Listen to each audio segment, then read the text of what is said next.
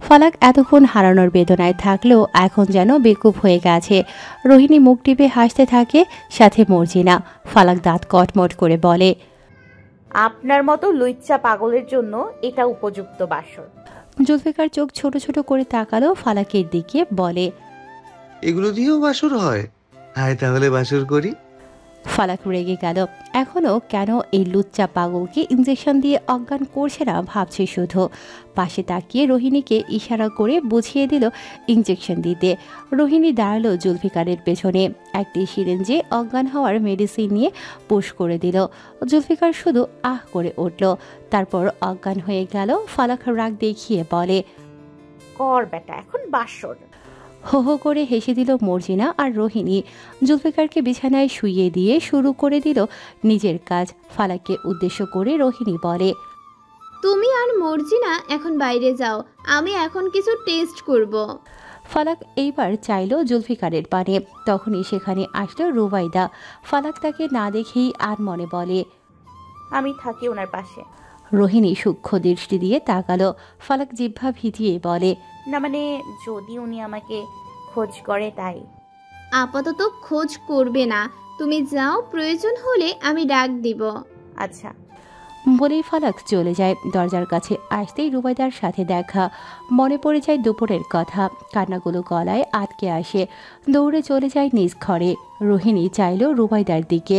মিষ্টি এক হাসি দিয়ে নিজের কাজ করতে ব্যস্ত হয়ে পড়ল আর বলল, তুমিও চলে যাও খালামণি, এখানে থাকলে তোমার কষ্ট হবে।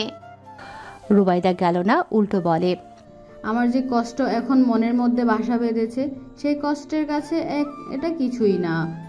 আমার ছেলে সুস্থতা কামনা করি আমি, তাই আমি এগুলো দেখলে কষ্ট পাবো না। রুবাইদার সাহসিকতা দেখে দ্বিমত করল না রোহিণী। সিরিঞ্জ হাতে নিয়ে জুলফিকারের ডান হাতের উপরে পুশ করে কিছু রক্ত নিল প্রথমে, যেটা দেখে চোখটা বন্ধ হয়ে যায় রুবাইদার। রোহিণী রক্ত নিয়ে পাশে রাখলো। রুবাইদার দিকে তাকিয়ে মৃদু হেসে বলে, আমরা ডাক্তার খালামণি, আমাদের মনে প্রাণে ভয় থাকে না, কিন্তু তোমরা স্বাভাবিক মানুষ। ডাক্তাররা মৃত ব্যক্তি দেখতে দেখতে অভ্যস্ত, স্বাভাবিক মানুষরা না। তাই তো এখনো আমি ভয় পাচ্ছি না, আর মা হয়ে তোমার রুহ কেঁপে উঠল। রুবাইদা চোখের পানি আঁচল দিয়ে মুছে বলে, দেশে যত বড় ডাক্তার আসুক না কেন, নিজ সন্তানের সময় কেউ পাষাণ হতে পারে না। সন্তান যে মায়ের গর্বের, সে পারবে না সন্তানের কষ্ট দেখতে। মা হওয়ার অনুভূতি যেদিন জন্মাবে সেদিন আমি তোমাকে মিস করব।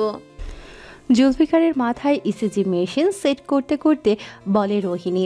আসলে রোহিণী চায় রুবাইদার মস্তিষ্ক থেকে ভয় কমাতে। যতই সাহস দেখিয়ে ছেলের পাশে থাকুক, সে তো সাধারণ মানুষ, ভয় লাগে তার মনেও। রোহিণীর কথা শুনে রুবাইদা হেসে দেয়। রোহিণী বলে ওঠে, আমি এখন নড়তে পারছি না খালামণি, তুমি একটু আমাকে মেডিসিন বক্স এনে দিবে? রুবাইদা এদিক ওদিক খুঁজতে থাকে বক্স। এই সুযোগে রোহিণী তার কাজ করতে থাকে। রুবাইদা মেডিসিন বক্স খুঁজে না পেলে প্রশ্ন করে, কোথায় বক্স? ওহো, আমি তো বলতেই ভুলে গেছি, ওটা ড্রয়ারের ভেতরে, চাবিটা দেখো টেবিলের উপর। রুবাইদা চাবি দিয়ে ড্রয়ারের লক খুলে মেডিসিন বক্স নেয়। রোহিণীর কাছে এসে বলে, এটা ড্রয়ারে লক করে রেখেছিস কেন? তোমার ছেলের নজরে যেন না পড়ে, জানোই তো ঔষধ দেখলে কত প্রশ্নের ঝুড়ি নিয়ে বসে, তাই লুকিয়ে রেখেছিলাম। রুবাইদা তাকালো জুলফিকারের দিকে। হাতের যে স্থান থেকে রক্ত নিয়েছিল ওখানে ওয়ান টাইম ব্যান্ডেজ করা। আলতো হাতে ছুঁয়ে ওই স্থানে চুমু দিল রুবাইদা। কাপা কাপা ঠোঁটে বলে, আব্বাজান, তাড়াতাড়ি সুস্থ হয়ে ফিরে আসো। তুমি যে আমার দুনিয়ার আব্বাজান, তোমার মাধ্যমে আমি আমার এ ধরনের দেখতে চাই। আমার বেঁচে থাকার কারণ যে তুমি আব্বাজান। রোহিণী ওর কাজ শেষ করে রুবাইদার উদ্দেশ্যে বলে, হয়ে গেছে আমার কাজ, এখন দেখা যাক কি ফলাফল আসে। তুই আমার শেষ আশা মা। রোহিণী আলতো হাসলো, বলে, এখন তাড়াতাড়ি এগুলো সারাতে হবে, না হলে সমস্যা হয়ে যাবে। বলেই ডাক দিল মর্জিনা, ফালাক ও তামান্নাকে। ওরা আসতেই রোহিণী বলে, এগুলো সারাতে হবে। সবাই মিলে এক একটা জিনিস সরাতে থাকে।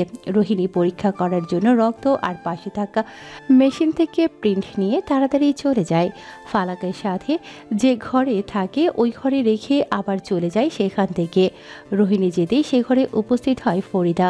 চুরি করে নিয়ে গেল জুলফিকারের মস্তিষ্কের ছাপ। বাইরে এসে দেখা হলো জাহানারার সাথে। দুজনে শয়তানি হাসি ফুটিয়ে চলে গেল অন্য ঘরে। সেখানে আসলো তৌহিদ, সাথে সাথে সেখানে জিসানের মস্তিষ্কের রিপোর্ট রেখে দিল, যেটা আজ দুপুরেই হাসপাতালে গিয়ে টেস্ট করানো হয়েছিল। তারপর তিনিও চলে গেলেন নিজের ঘরে। এই ঘরে এখন 4 জন, জাহানারা ও তৌহিদ আর ফরিদা ও জুবাইর সওদাগর।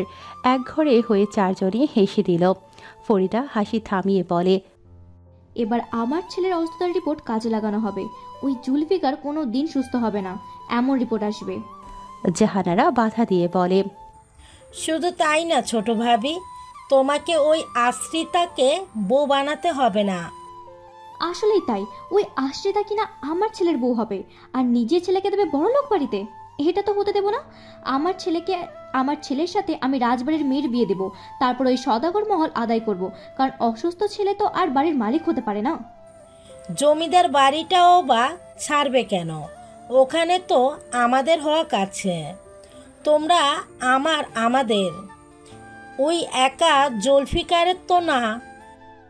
আসলেই তাই, কাল তো যাব আমরা জমিদার বাড়িতে, হবে আসল খেলা। কাগজপত্র তৈরি তো? ফরিদা প্রশ্ন করতেই জুবাইর সওদাগর বলে।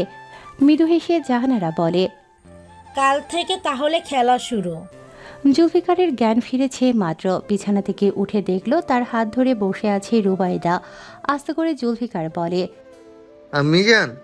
ছেলেটাকে মুখের হাসি চওড়া হলো রুবাইদার।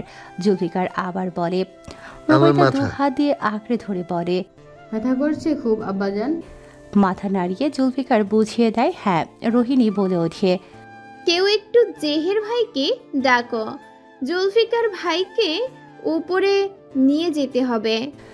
জেহেরের কথা শুনে ফালাক বলে ওঠে, আমরা তো আছি, ওনাকে দরকার নেই। রুবাইদা ভ্রু কুঁচকে তাকালো ফালাকের দিকে। ফালাক ইতস্তত বোধ করে বলে, উনি ভয় পায় জেহের ভাইকে। জেহেরকে ভাই বলাতে রুবাইদা একটু হাসি হাসি অনুভব করলো, কিন্তু হাসলো না। কোথায় এরা মেয়েটার বর বানাবে ভাবছে, আর মেয়েটা কিনা তাকে ভাই ডাকছে। হাসি চেপে রেখে রুবাইদা বলে, তাহলে ওকে কিভাবে উপরে নিয়ে যাব? কেন, যেভাবে নিয়ে আসা হয়েছিল। কথাটি রোহিণী বলে। রুবাইদা বলে, তখন তো ওর অবস্থা ভালো ছিল, এখন তো ও দুর্বল, রুগী টানতে হবে। সমস্যা নেই খালামণি, হয়ে যাবে। জুনাইদ সওদাগর এখন আড়তে গেছেন। তাহের কোথায় জানে না কেউ। জেহেরের ইচ্ছে নেই এদিকে আসার, তাই সে চলে গেছে জুনাইদ সওদাগরের সাথে। জিসান নিজেও এখন অজ্ঞান হয়ে আছে। এই তো একটু আগেই তাকে অজ্ঞান করে টেস্ট করানো হলো। ফলস্বরূপ জুলফিকারকে এখন ওরা মেয়েরা মিলেই উপরে নিয়ে যাবে। তামান্না বিরক্তর সাথে বিড়বিড় করে বলে, আমার ভাইটা কোনো কাজের না, কোনো কাজই তো করেই না, আবার বাড়ির বিপদে সাহায্যের সময়ও পাওয়া যায় না। কথাটা শুনতে চাই মর্জিনা, মনে মনে বলে, তোমার যে ভাই সে তো মেয়েদের সাথে সিসি। মর্জিনার ভাবনার মাঝেই জুলফিকারকে ধরে উঠালো রোহিণী আর রুবাইদা। রোহিণী জোরে ডাক দিল মর্জিনাকে, বলে, তুই আমাদের পিছনে পিছনে আয়, আমরা সামলাতে না পারলে তুই সাহায্য করবি। সবাই মিলে উপরে নিয়ে যায় জুলফিকারকে। জুলফিকারের মাথা ঝিমঝিম করছে, তাই সে কোনো কিছুই বুঝতে পারছে না। জুলফিকারকে বিছানায় শুইয়ে দিয়ে রোহিণী রিপোর্ট নিয়ে চলে যায় শহরের হাসপাতালে। জানতে চায় টেস্টে কি আছে। হাসপাতালে এসেই দেখা হয় লিমনের সাথে। অবাক হয়ে রোহিণী বলে, আপনি এখানে? ফিঙ্গারপ্রিন্টের রিপোর্ট নিতে এসেছিলাম। আপনি? জুলফিকার ভাইয়ের ট্রিটমেন্ট করানোর জন্য আসা আমার। আজকে শুধু টেস্ট করালাম, এখন রিপোর্ট কি আসে এটা দেখার বাকি। তা ফিঙ্গারপ্রিন্ট তো আপনি শুধু সওদাগর মহলের লোকেদের নিয়েছিলেন, কি আসলো রিপোর্টে? লিমন কাগজটি বের করে বলে, নো ম্যাচ, কারোর সাথে ম্যাচ করেনি। মিষ্টি হেসে রোহিণী বলে, আসবে নাই তো, সওদাগর মহলের মানুষ অনেক ভালো, এরা কারোর প্রতি অন্যায় করে না, উল্টো অন্যায় সহ্য করে। আপনি এতটা শিওর কিভাবে? কারণ আমিও যে ওই বাড়ির আত্মীয়। লিমন হাসলো কিন্তু কিছু বলল না। রোহিণী দেখলো রুম থেকে পেশেন্ট বের হয়েছে, এবার তার পালা। লিমনের উদ্দেশ্যে বলে, আমাকে এবার যেতে হবে, দেখা যাক আমার রিপোর্টে কি আসে। ওকে, আমি আসি তাহলে, কাল দেখা হবে। ও হ্যাঁ, রিপোর্টে কি আসে আমাকে জানাবেন। জি অবশ্যই। লিমন চলে যায় সেখান থেকে। হাসপাতালের বাইরে এসে কিছু একটা ভেবে পাশে থাকা সওদাগর বাড়ির গাড়ির দিকে তাকালো। ড্রাইভারকে কাছে ডেকে বলল, রোহিণী ম্যামের জন্য অপেক্ষা করছো? জি স্যার। উনি বলল তোমাকে চলে যেতে। ড্রাইভার বিশ্বাস করল না লিমনের কথা। কেনই বা করবে বিশ্বাস? যার তার কথা কি বিশ্বাস করা যায়? তাই বলে, না স্যার, উনি আমাকে এখানেই থাকতে বলছে, কারণ উনি তাড়াতাড়ি এসে পড়বে।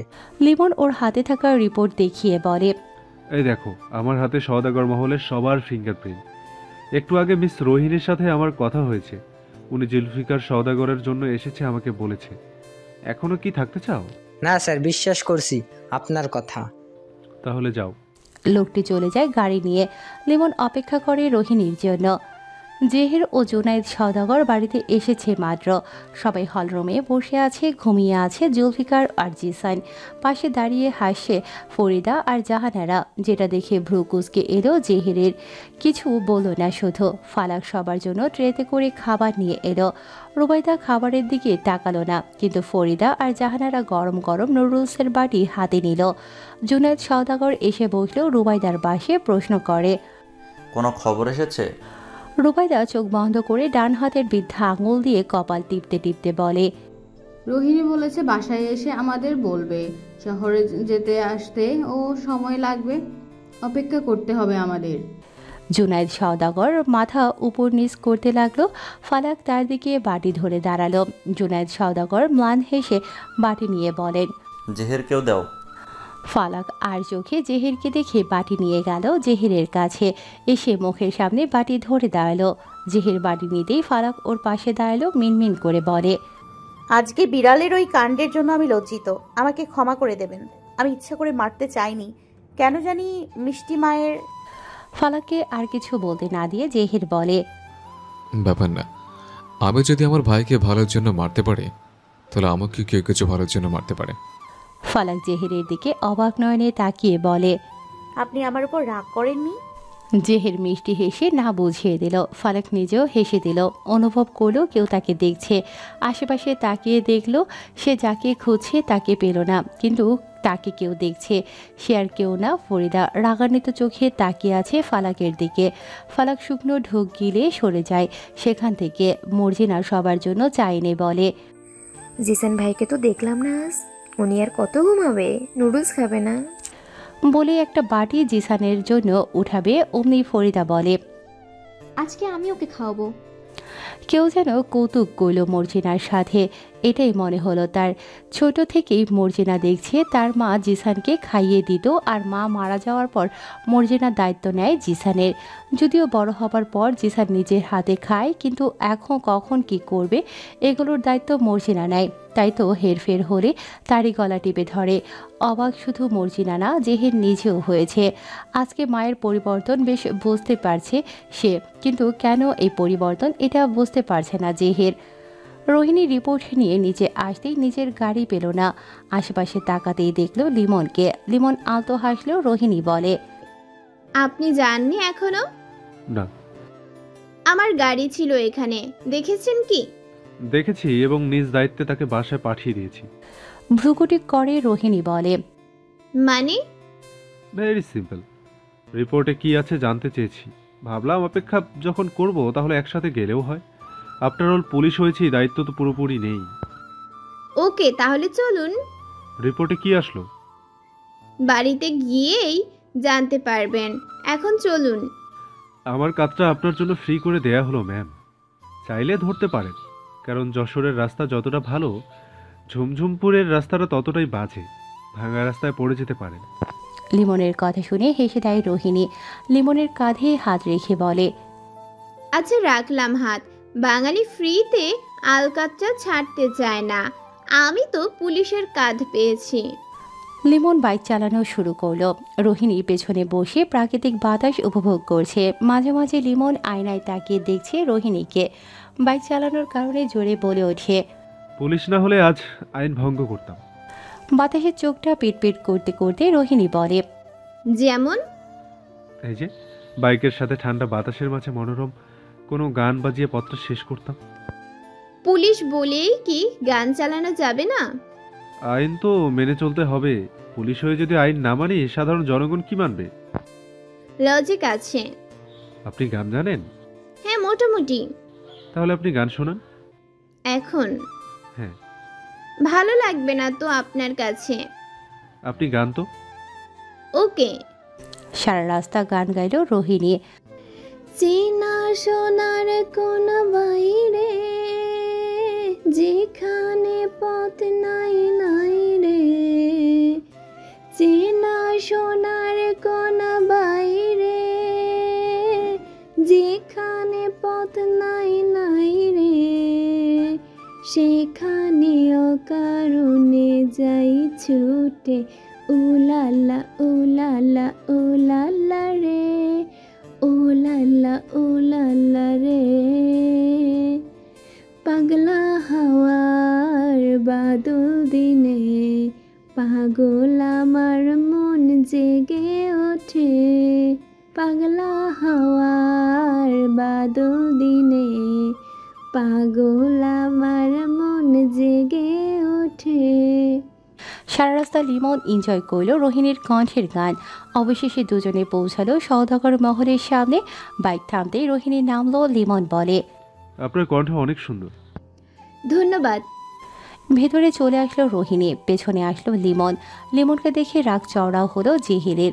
সবার সামনে বলেই ওঠে, দুপুরের ভোজ কি কম পড়ে গেছে যখন সন্ধ্যার নাস্তা করতে এসছিস? লিমন দেখলো ট্রেতে থাকা একটা বাটি ছাড়া সবগুলোই ফাঁকা। রুবাইদা এখনও চোখ বন্ধ করে আছে। এর মানে রুবাইদা খায়নি। লিমন বলে ওঠে, শুনেছিলাম এই সওদাগর মহলের একজনের মন নাকি একদম ফ্রেশ। এখন দেখছি কেমন ফ্রেশ। এদের মন এতটাই ফ্রেশ যে রিল্যাক্স হয়ে এক একটা বাটিও ফ্রেশ হয়ে যায়। মর্জিনা এক কোনায় দাঁড়িয়ে মুখে কাপড় গুজে হেসে দেয়। রুবাইদা চোখ মেলে তাকালো রোহিণীকে দেখে বলে, রিপোর্টে কি এসেছে? রোহিণী সবার দিকে তাকিয়ে দেখছে। ফরিদা আর জাহানারা একে অপরকে দেখে ভয় পাচ্ছে ধরা পড়ে গেল কিনা। রুবাইদা নিজেও ভয় পেতে থাকে ছেলের জন্য। কি আছে তার ছেলের রিপোর্টে? রোহিণী হেসে দেয়, সাথে সাথে বলে ওঠে, তোমাদের রিয়াকশন এমন ভয়ানক কেন? আরে রিপোর্ট পজিটিভ। জুলফিকার ভাই রিকভার করবে, অলরেডি রিকভার করেছে। সব থেকে মজার ব্যাপার কি জানো? রুবাইদা বলে, কি?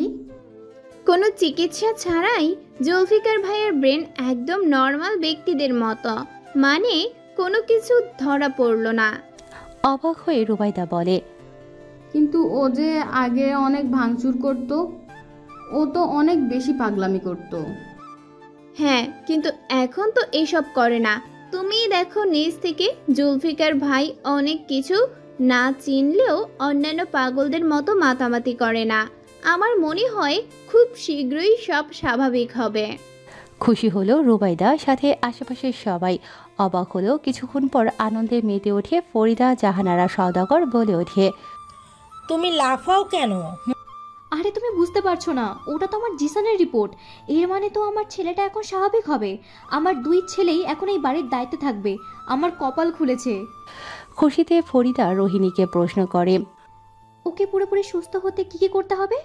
রুবাইদাও খুশি হয়ে সায় দেয়। জেহের ভ্রুকুচকে তাকিয়ে আছে ফরিদার দিকে। হঠাৎ এত আগ্রহ কেন? লিমন ঠোঁটটা ব্যাকা করে বলে, আরে না, এমনভাবে বলছেন যেন ওটা আপনার ছেলের রিপোর্ট।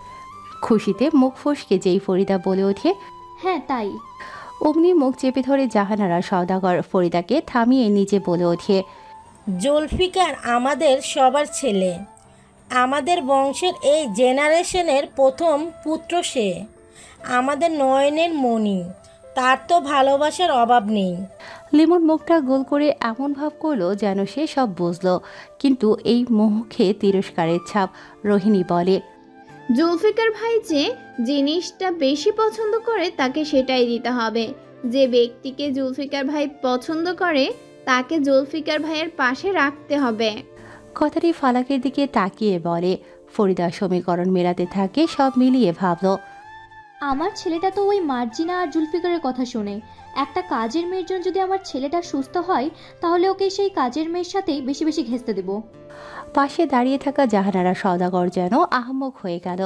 ফরিদার দিকে হা হয়ে তাকিয়ে আছে, না পেরে বলে, ছেলের কথা ভাবতে যেয়ে কি নিজের মাথাটা খেয়েছ?